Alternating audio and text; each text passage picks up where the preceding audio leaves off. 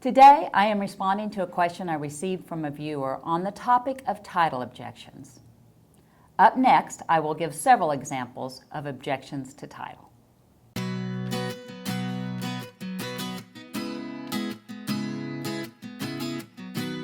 A couple of months ago, I presented a video on the changes to paragraph 60 of the residential contract.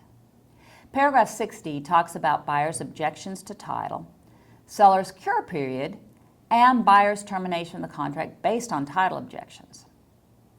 A loyal viewer then asked that I give some examples of objections to title.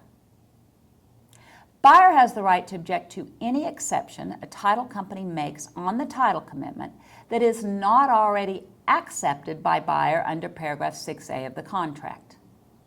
Basically, this means any exception in title that is not standard or promulgated by the Texas Department of Insurance rules and regulations.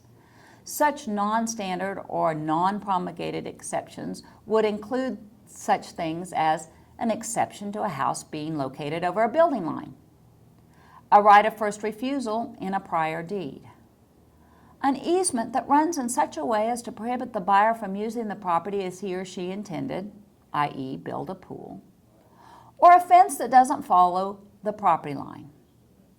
A buyer could object to these types of exceptions, and then the seller has the opportunity, but not the obligation, to cure the objection. If seller doesn't cure the objection, buyer has the right to terminate the contract or proceed to closing, waiving the objection. Some objections to title are not curable without great expense. For instance, if a buyer objects to an exception in the title commitment to the fence not following the property line, the cure means moving the fence.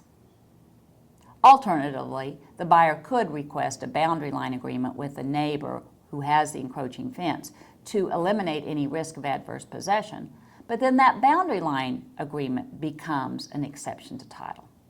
Of course, moving the fence is more costly than getting a boundary line agreement, but both cost the seller money. An objection to an easement is not easily cured. If the easement is not currently being used by the beneficiary, perhaps it can be abandoned, but that usually involves a long and expensive process. The contract specifically says the seller has no obligation to cure or to incur any expense to cure any of the objections of buyer. If the seller does not cure buyer's objections within 15 days after notice of the objection, then buyer has an additional 5 days to make the decision to terminate the contract.